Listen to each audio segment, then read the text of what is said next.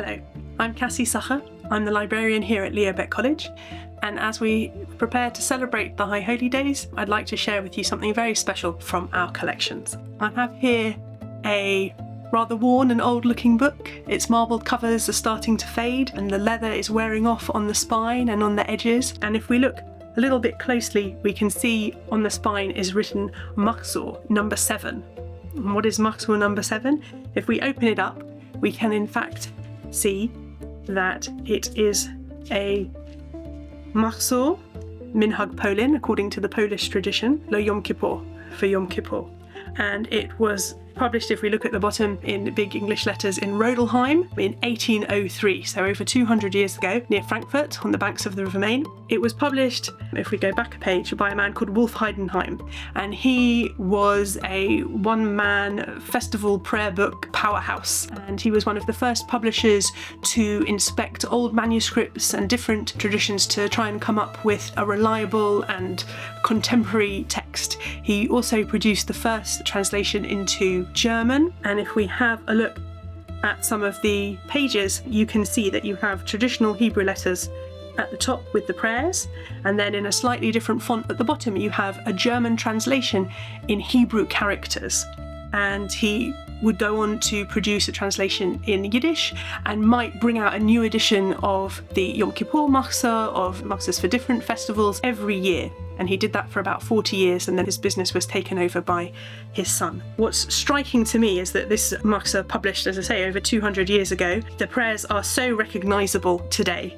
You can see here in the Al-Chet, the confessional prayer where community lists their sins. The Hebrew version at the top is with its famous layout with every line starting Al-Chet, and then the German translation in Hebrew characters at the bottom.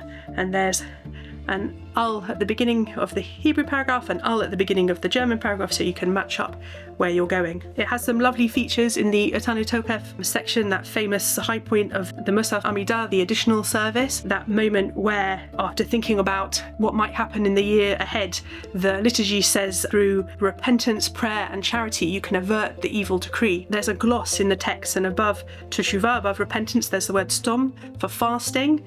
Above tefillah, there's the word kol for voice, and above tzedakah, charity, there's the word mon for money, showing you the practical ways it interprets this piece of the liturgy. This book is not only special because of the edition and its age, but it has a fascinating provenance, particularly relevant to us here at the college. And this book belonged to Rabbi Leo Baeck. We know that for two reasons. The first is that there is a book plate. After he passed away, his daughter donated his books to the college, but even more compelling is where he wrote his first initial and his surname, El Baeck, at the beginning. I like to imagine him using this as his Yom Kippur prayer book. I don't know if he did, but he certainly owned it, wrote his name on it, had it with him, and I think that's a very powerful connection. And one of our students actually used this prayer book to lead a Shacharit service, a morning prayer service here at the college, celebrating that connection to the man himself.